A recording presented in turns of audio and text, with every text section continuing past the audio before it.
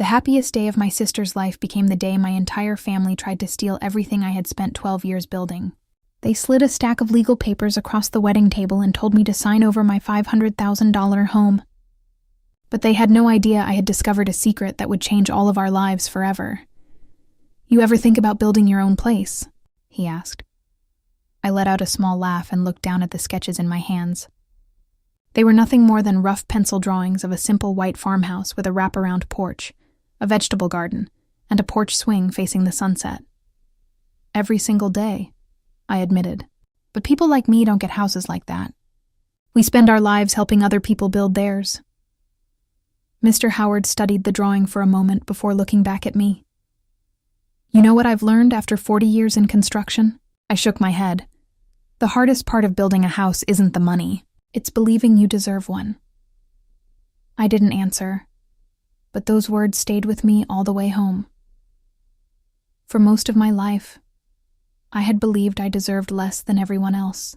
Less attention, less support, less happiness. My parents had never said those exact words, but after years of watching them put Sophie first, I had started to believe them anyway.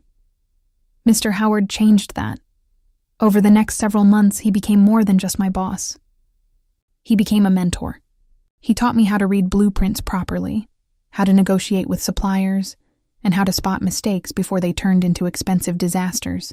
He never raised his voice, never made me feel foolish for asking questions, and never treated me like I was less capable than anyone else on the crew. Whenever I stayed late to finish paperwork or double-check project budgets, he stayed too. "You know," he said one evening while locking up the office, "I've met people with talent, and I've met people with discipline. It's rare to find someone with both." I laughed awkwardly. "I think you're giving me too much credit." "No," he replied. "I think your family hasn't given you enough." I didn't ask him how he knew. Maybe he saw it in the way I apologized for everything. Maybe he noticed that every time my mother called, I looked anxious instead of happy. Or maybe he had simply lived long enough to recognize what it looked like when someone spent their entire life trying to earn love they should have been given freely. Little by little, my savings account began to grow.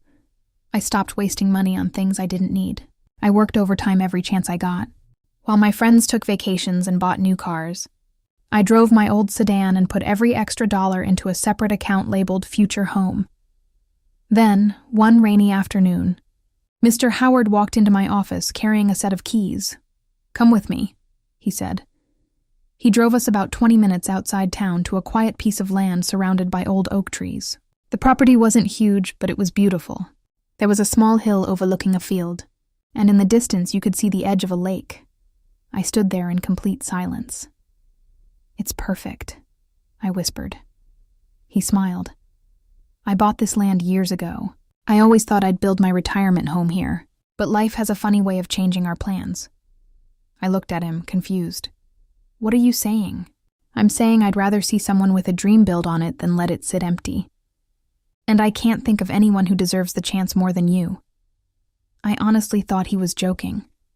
"Mr. Howard, I can't afford land like this." He handed me the keys anyway. "I'm not asking for market price. Pay me what you can, the rest. Consider it an investment in someone who refuses to quit." I felt tears sting my eyes. No one has ever believed in me like this. He put a hand on my shoulder and smiled. Then, "It's about time someone did. That little piece of land became my entire world." Spent the next 2 years working harder than I ever had before. I helped pour the foundation. I carried lumber. I painted walls, installed cabinets, and spent countless weekends covered in dust and sawdust. Every nail I hammered into that house felt like another step away from the little girl who had always been told she came second. When the house was finally finished, I stood on the front porch and cried. It wasn't a mansion. It didn't have marble floors or a grand staircase, but it was beautiful. A warm, welcoming farmhouse built with my own hands and years of sacrifice. For the first time in my life, I had something that belonged entirely to me. I truly believed no one could ever take it away. Had no idea that the people I loved most had already started making plans for it.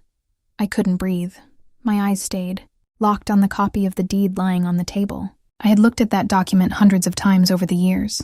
I knew every line of it. The legal description of the property, the parcel number, the date I had officially become the owner, and then there was the signature, a name that should never have been there. Not because he had sold me the land. I knew that part. But next to his signature, in small print, were 5 words that turned my entire world upside down. Family estate? I looked up slowly. What is this? The attorney cleared his throat. Miss Bennett, if you'll just sign the transfer agreement, everything will be handled quickly. Your parents explained that this was always intended to be a family property. I looked at my father. What does he mean? My father's face remained strangely calm. It means you're making this more difficult than it has to be. No, I snapped. It means you're going to tell me why the man who sold me my land was apparently the trustee of some Bennett family estate. My mother stood up so quickly that her chair scraped across the floor. Claire, this is your sister's wedding day. Don't create a scene. A scene? I laughed bitterly. You invited a lawyer to your daughter's wedding to trick your other daughter into signing away a $500,000 house, and I'm the one creating a scene? Sophie crossed her arms. You're being dramatic. I turned toward her. Dramatic? You're sitting there waiting for me to hand over the house I built with my own hands. She rolled her eyes. You act like you built it alone. Grandpa Howard practically gave you the land. The room fell silent. I stared at her. Grandpa. Howard. She realized her mistake the second. The words left her mouth. My father stood up. Immediately. Sophie. But it was too late. I looked from one face to another. You called him Grandpa. Nobody answered. You called him Grandpa, I repeated, quieter this time. The attorney slowly closed the folder. I think perhaps this discussion should happen another day. No, I said firmly. It happens right now. I had known Howard Jenkins for nearly 3 years. He had taught me everything about construction. He had believed in me when nobody else did. He had shown up with coffee every Saturday morning while we worked on the house together. When I finished, he stood beside me on the porch with tears in his eyes and said he was proud of me, and now my little sister had just accidentally called him Grandpa. I looked directly at my mother. Tell me the truth. Her lips trembled. There's nothing to tell, I slammed. My hand on the table. For 29 years I've done everything this family ever asked of me. I gave up money. I gave up opportunities. I spent my whole life believing I mattered less than Sophie, because you said she needed more help. And now I find out the man who changed my life somehow has a connection to this family? Nobody moved. Then, to my complete shock, the office door behind us opened. Because they never intended to tell you. I knew that voice. Every head in the room turned. Howard. Jenkins stood in the doorway. He was wearing a dark blue suit I had never seen before. He looked older than usual, exhausted even. But there was a determination in his eyes that I had never witnessed. Sophie's face lost all color. My father looked furious. What are you doing here? Howard ignored him. He looked only at me. I'm sorry, Claire. For what? For letting this go on as long as I did. I felt like the floor had disappeared beneath me. He walked over to the table and placed a worn leather folder beside the transfer papers. I told your parents years ago that one day they would have to tell you the truth, my mother whispered. Howard. Please, no, he answered quietly. You've taken enough from her. I looked between them. What truth? Howard opened the folder and carefully removed an old photograph. He handed it to me.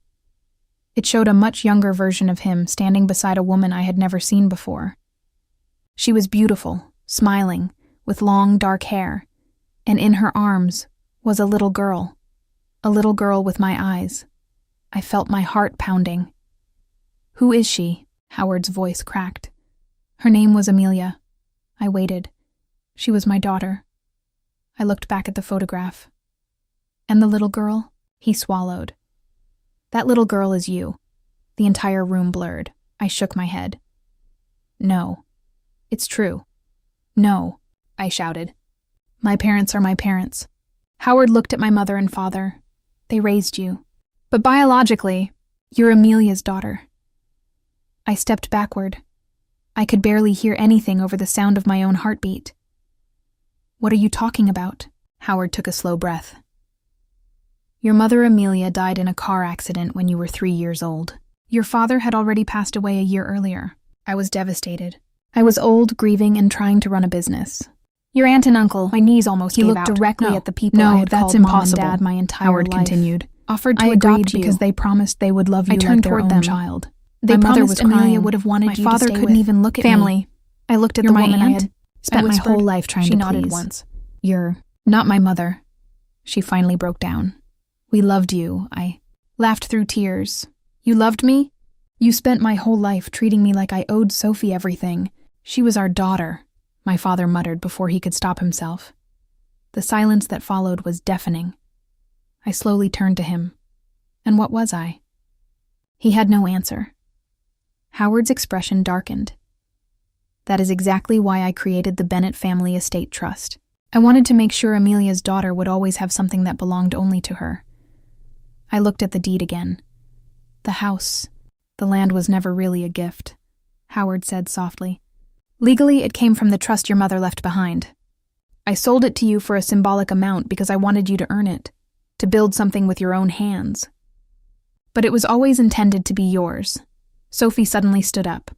This is ridiculous. So what if she's Amelia's daughter? We're still family.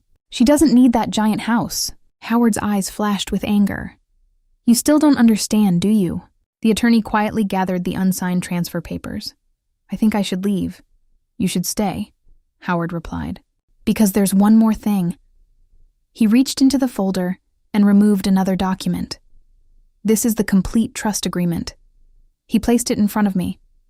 I skimmed the first page, barely understanding the legal language.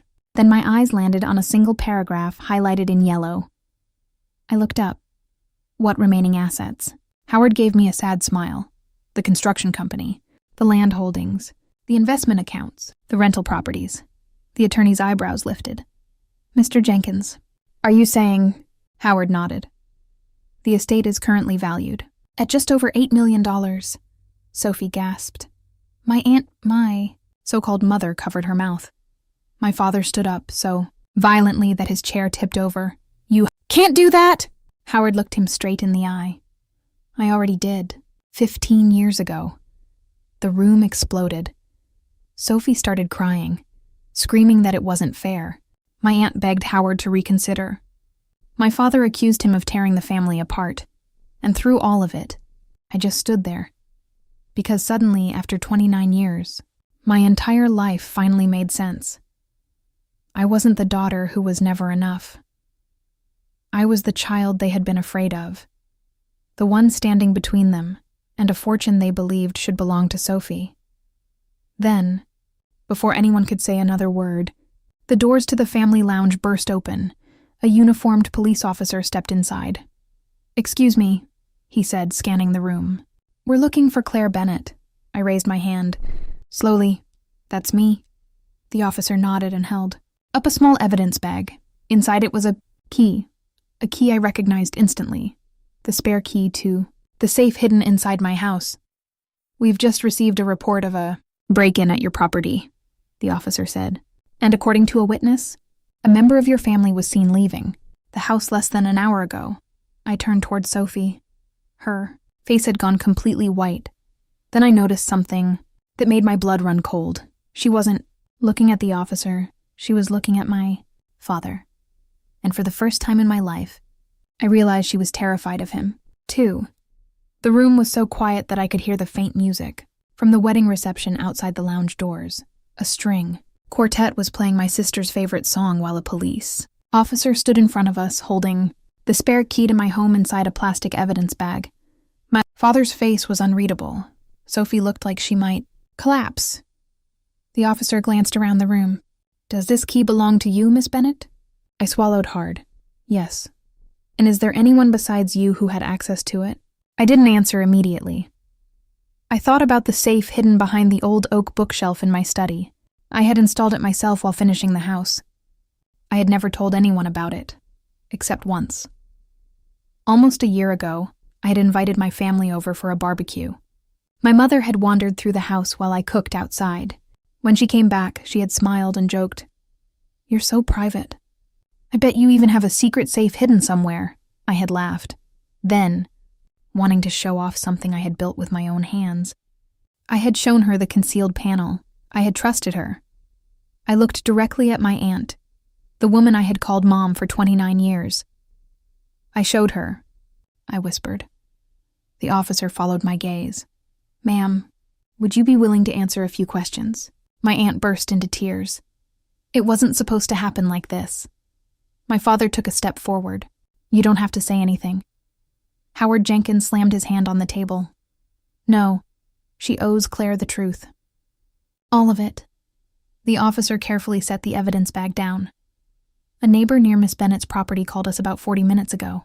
He reported seeing a dark SUV parked in the driveway and observed 2 individuals entering the residence using a key. They left carrying a folder and a small lockbox." My heart stopped. The lockbox. Inside that box were my passport, savings bonds my grandfather had given me, and the original deed to the property. The officer continued. "When our patrol unit arrived, the house showed no signs of forced entry. Whoever entered had a legitimate key." I looked at Sophie. "Did you do it?"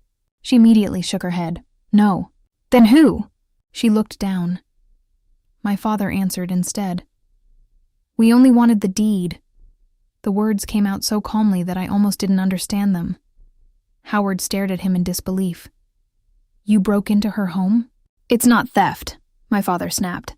"She's family." "No," I said quietly. Everyone looked at me. "She was family to you." I pointed at the photograph of my mother. I was an obligation, a burden, a way to stay connected to the trust. My father's jaw tightened. "You don't know what you're talking about." "Then explain it." He didn't. Howard did. When Amelia died, the trust she left behind was modest.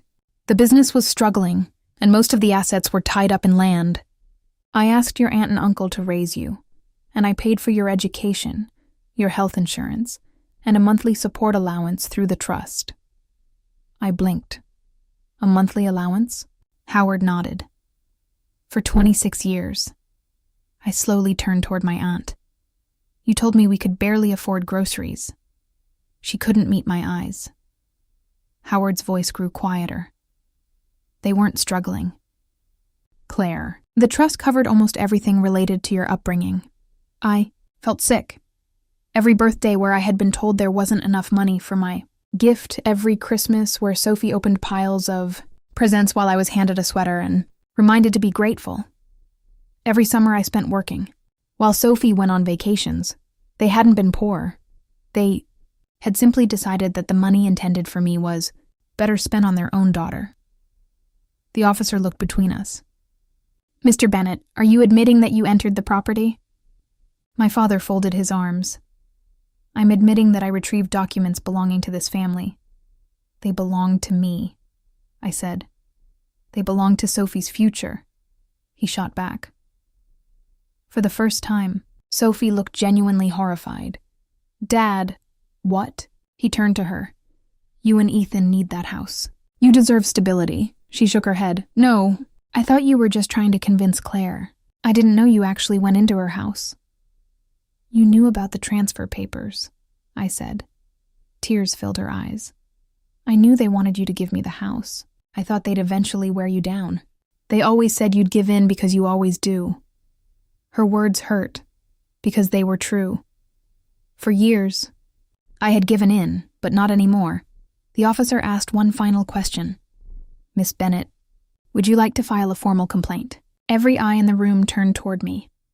I looked at the people who had raised me, the woman who had hidden my real mother from me, the man who had stolen from me while insisting it was for the good of the family, the sister who had spent her entire life accepting sacrifices she knew she hadn't earned. Then I looked at Howard. He wasn't asking me to forgive them. He was waiting for me to choose myself for the first time. I took a deep breath. "Yes," I said. "I want to file the report." My aunt collapsed into a chair, sobbing. My father's expression turned from anger to disbelief. "You'd send your own family to the police?" I met his eyes. "You stopped being my family the moment you decided my life existed only to fund Sophie's. The Officer nodded. I'll need written statements. As he escorted my father and aunt out of the room, the ballroom doors opened and curious wedding guests started peeking inside. Whispers spread through the hall. What happened? Why are there police here? Is the wedding canceled? I don't want it. Sophie stood frozen in the center of the room. What? Then she did. I don't want a house that was stolen. I don't want money that was meant for you. Ring. And I don't want to spend the rest of my life pretending I didn't know our parents treated you differently. Walked over to me and placed it on top of the unsigned property transfer papers. Her voice broke. I'm sorry, Claire. I should have stood up for you years ago. I wanted to hate her. A part of me always would. But as I looked at her, I realized something painful. He had been raised inside the same lie. Our parents had spent decades telling her that she was entitled to everything and telling me that I was entitled to nothing. They had damaged both of us. Howard quietly picked up the photograph of my mother and handed it to me. She loved you very much, he said. She used to say you had the biggest heart of anyone she had ever known. I traced my fingers over the faded image. I don't even remember her. You don't have to, he replied gently. The best parts of her are already part of you. The wedding never happened. Most of the guests left after rumors spread that the police had been called. Ethan, who had been waiting outside with the wedding party, learned what had happened and quietly returned the gifts his family had brought. 2 months later, he and Sophie ended their engagement. He admitted he could never trust a family, willing to do what mine had done. The legal process took almost a year. The investigation confirmed that my father and aunt had entered my house, using the copied key and removed documents from my safe. They avoided prison through a plea agreement, and because the stolen property was returned, but they were ordered to pay restitution and were permanently removed from any role connected to the Bennett family estate. I never spoke to my father again. My aunt wrote me letters every few months. At first, I threw them away unopened. Eventually, I read one. There was no excuse inside, only one sentence. I cried for an hour. After reading it, not because it fixed anything, but because it was the first honest thing she had ever said to me. Howard retired 6 months later and officially transferred the construction company to me, just as the trust required. The first thing I did was rename it Amelia Homes, after the mother I never had the chance to know. On opening day, I hung that old photograph in my office, the one with Howard, Amelia, and a little girl with my eyes. Every morning before work, I look at it and remind myself of something I spent nearly 3 decades learning. A family is not the people who demand your sacrifices. A family is the people who protect your dreams, tell you the truth, and stand beside you when the rest of the world walks away, and the house they tried so hard to take from me. I still live there. The porch is a little older now, and the flowers I planted, with my own hands, have grown taller than I ever imagined. Sometimes I sit outside at sunset with a cup of coffee and think about the scared little girl who believed she had to earn love by giving pieces of herself away. I wish I could tell her what I know. Now, you can love your family. You can forgive them if you choose, but you should never set yourself on fire to keep other people warm. The people who truly love you will never ask you to surrender your future for their comfort.